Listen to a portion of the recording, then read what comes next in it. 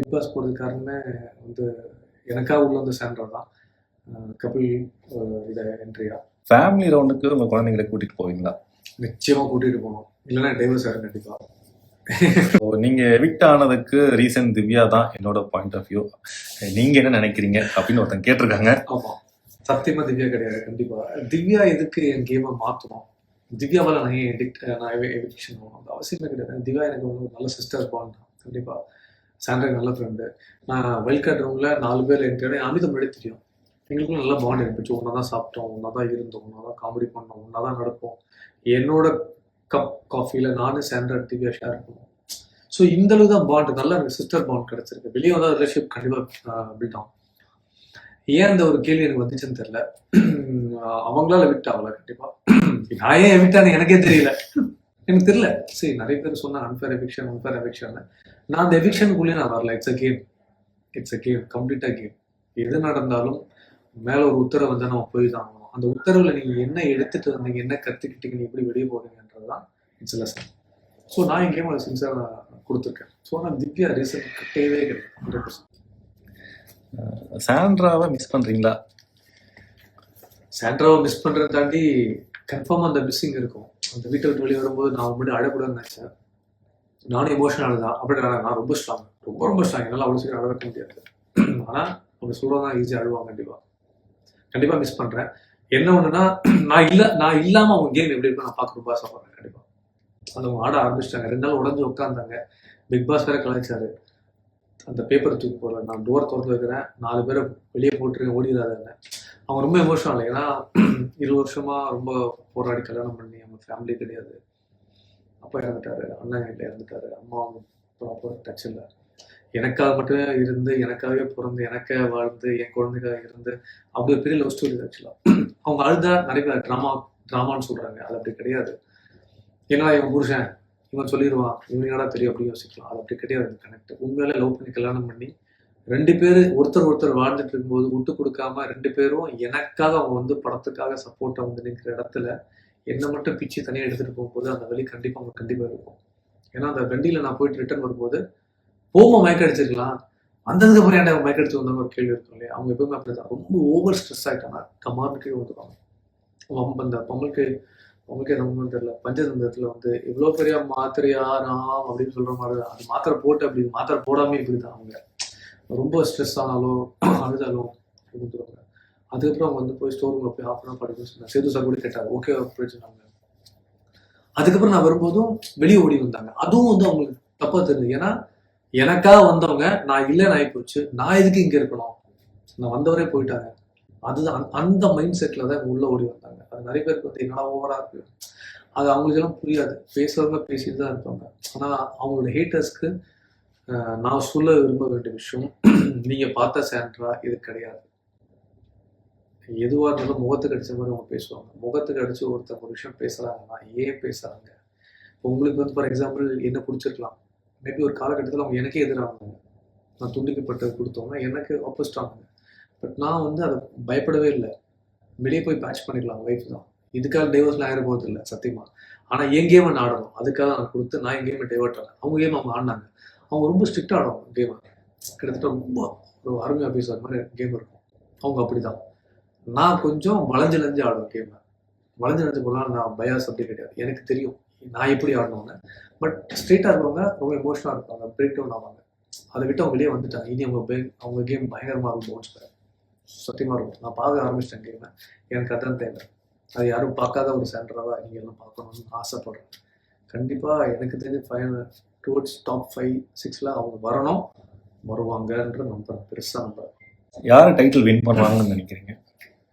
நானே பண்ணியிருப்பேன், உள்ளது தான் அது பதில் சொல்லியிருப்பேன். பட் யார் பண்ணுவான்றது கணிக்கவே முடியாது. ஏன்னா உள்ள வந்து ஒருத்தர் ஒரு மார்க்கமாக இருக்காங்க. இப்போ சேஃபாக ஆடுறவங்க கண்டிப்பாக டைட்டில் அடிப்பாங்கன்னு சொல்லவே முடியாது. ஒரு பகுதி நெகட்டிவாக ஒரு ஷேடாக இருந்ததுன்னா மேபி 50 டேஸ்க்கு அப்புறம் பாசிட்டிவாக இருக்கலாம். பாசிட்டிவாக இருந்தால் நெகட்டிவாக மாறலாம். இப்போ வேரியேஷன் ஆகும். ஒரு சுச்சுவேஷன் வரும்போது தான் ஒருத்தரோட மிரர் இமேஜ் வெளியே வந்துட்டே இருக்கும். சரி, இவ்வளோ க்ளோஸாக சொல்கிறது ரொம்ப ரொம்ப கஷ்டம். ஆனால் டாப் 5 யார் இருப்பான்னு என்னால் இப்போ கணிச்சு சொல்ல முடியும். உண்மையில் டைட்டில் யார் வேணா அடிக்கலாம். நம்ம நினைக்காத ஒருத்தர் அடிச்சுக்குவோம் டைட்டில், வாய்ப்பு இருக்குது. க்ளோஸாக ஒரு 10 டேஸ் முன்னாடி சொல்ல முடியும் இந்த கேள்வி பார்த்து. டாப் 5 நான் சொல்லுவேன். விக்ரம் இருப்பார், சபரி சான்சஸ் இருக்குது 30% தான், ஏன்னா அவர் கொஞ்சம் அவே ஆகிட்ட கேம் அது. அப்புறம் பார்வதி இருக்க வாய்ப்பு இருக்குது, சாண்ட்ரா இருக்கலாம், திவ்யா இருக்க சான்சஸ் இருக்குது கண்டிப்பாக. ஏன்னா இதில் கேம் மாறிச்சுன்னா அது நம்ம சொல்ல முடியாது. Is there any contestant with whom you see a long-term friendship?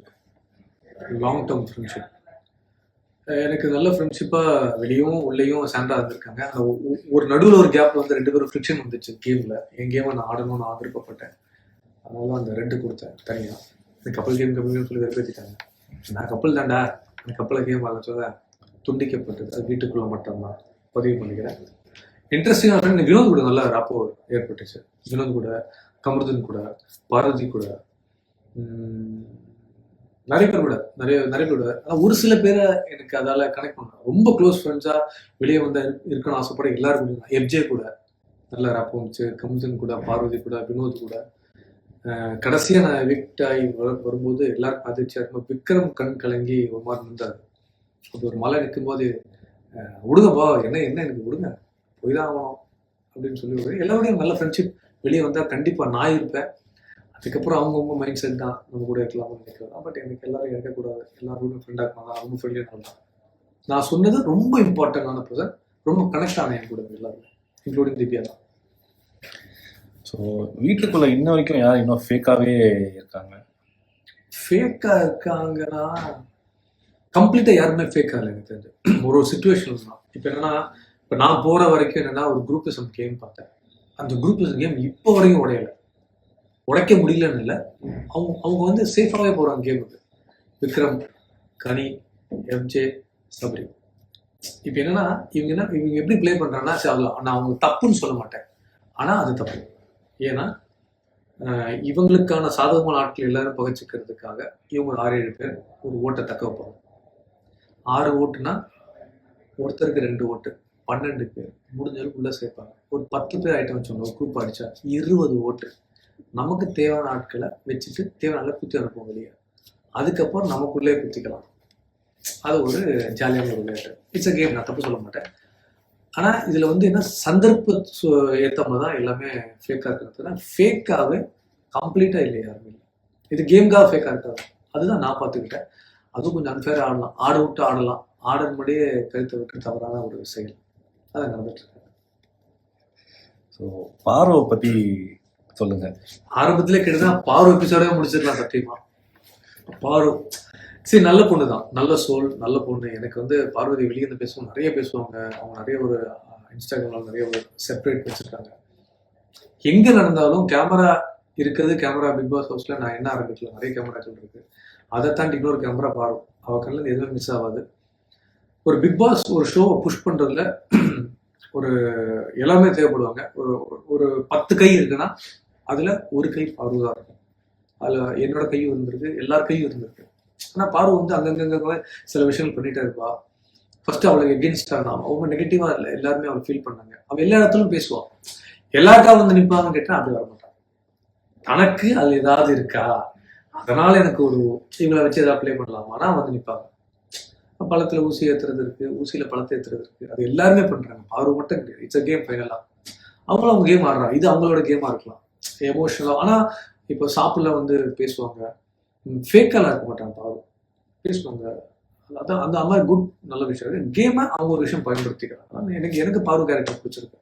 அப்படி ஒரு ஆள் தேவை கண்டிப்பா கேம் ஆடுறது. பார்வை கூட தப்பு இல்லை. Amazing sir. அந்த வீக் நீங்க ஹெல்மெட் ஆடலன்னா வேற யார் ஆயிருப்பாங்கன்னு நீங்க நினைக்கிறீங்க? யார் வேணா ஆயிட்டு போடுவோம், நான் ஹெல்மெட் இருக்கு.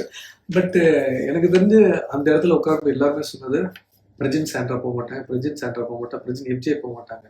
ஏன்னா நமக்கு உள்ள இவ்வளவு விஷயங்கள், இவ்வளவு பாசிட்டிவ் நடந்துட்டு அப்படியே தெரிஞ்சிச்சு நான் போயிடுவேன். ஏன்னா எல்லாருமே நம்ம சொல்றாங்க எதிர்பாராத எதிர்பாருங்கள், அதுதான் பிக் பாஸ். ஆனா என் மனசுல என்ன இருந்துச்சு, கன்ஃபார்ம் எஃப்ஜே போவான்ற எனக்கு தோணுச்சு. ஏன்னா சரி நம்ம டாஸ்க் நல்லா ஆடிட்டோம், சூப்பராக ஆடிட்டோம் டாஸ்க்கு. ஏன்னா அதுக்கு முன்னாடியே சேது சார் சொன்னாரு நீங்க உடச்சு ஆடுங்க, 3 வாரம் ஆடி அதனாலே காப்பாற்றப்பட்டேன். செம்மையா ஆடுங்க வந்து உட்காருன்னு சொல்லிட்டாங்க.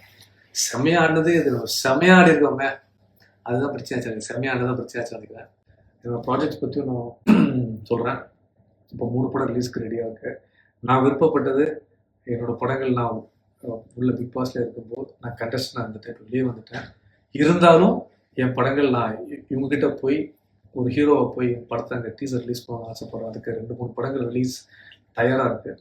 பெஸ்ட்டாக இந்த படம்னு இப்போ பிக் பாஸ்க்கு அப்புறம் நம்ம வாழ்க்கை எப்படின்னு சொல்லுவேன், அதுக்கு த பெஸ்ட்டாக ஒரு சில படங்கள் வச்சுருக்கேன், அதை இறக்கணும்னு ஆசைப்படுறேன். கன்ஃபார்மாக அந்த படம் வரும், லைஃப் மாறும் பெரிய நம்பிக்கையோட. இதில் வந்து சாலிடாக சொல்லலாம், தேஷ் ஸ்டாண்டா மாறா அப்படின்னு. அந்த ஆடியன்ஸில் வந்து மெயின் லவ். டைட்டில் அடிக்கிறோமோ இல்லைன்னு தாண்டி எனக்கு நம்ம உள்ளே வந்தோம், நம்ம என்ன பண்ணணும், என்ன எடுத்துகிட்டு போகணுன்ற விஷயம் நான் உங்கள் லெவலில் எடுத்துகிட்டு போயிருக்கேன் ஹாப்பியாக. அது போது எனக்கு சத்தியமாக இல்லை நீங்கள் பார்த்தோம். தேங்க்யூ. அந்த விஷயம் எல்லா சவும் எங்களுக்கு ஒரு பெரிய வாழ்த்துக்கள் உங்களுக்கு. தேங்க்யூ. Thank you sir.